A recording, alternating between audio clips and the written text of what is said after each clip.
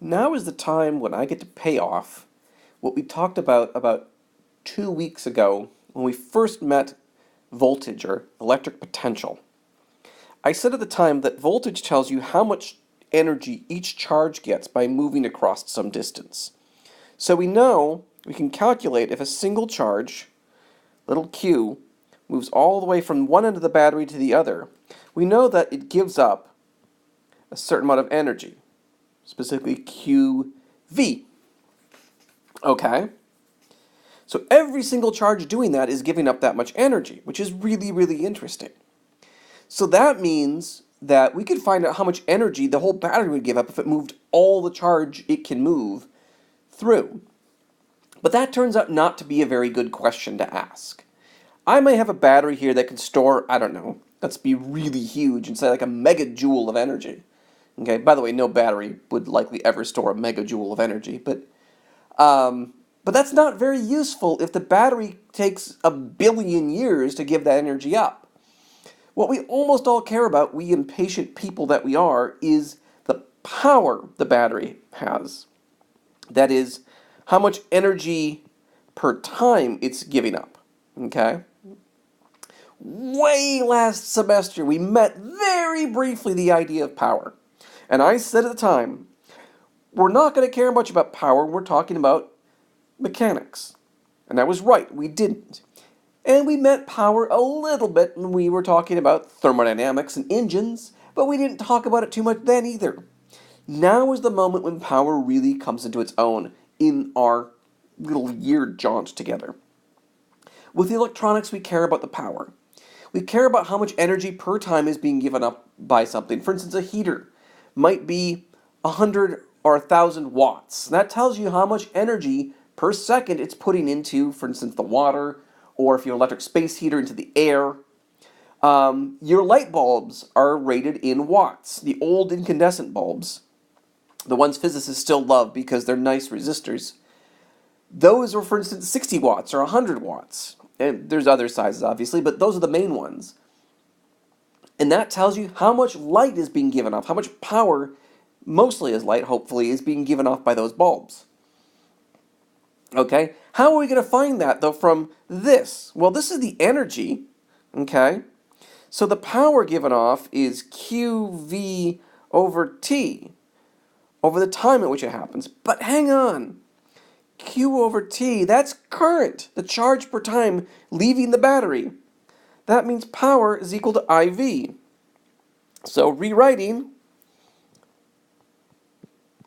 this is the power equation, okay?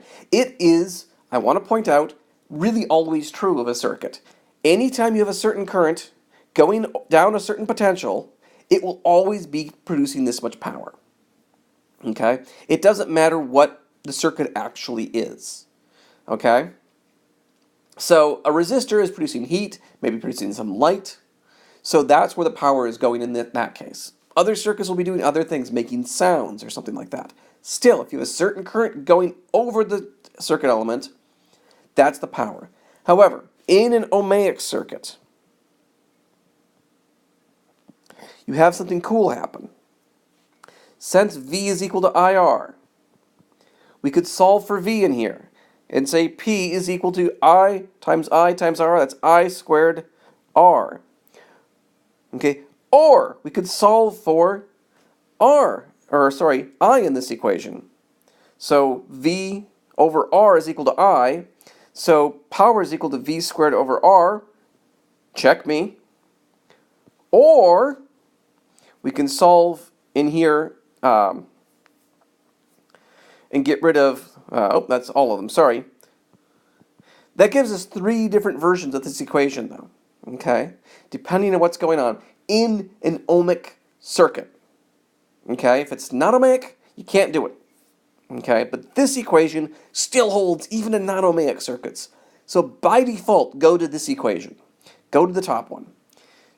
These ones are great if you know you happen to have a regular resistor in the circuit, but they don't always work. So let's work a quick example. Say I have a 9-volt battery, okay? And I have a current of 1 milliamp coming out of it, Okay?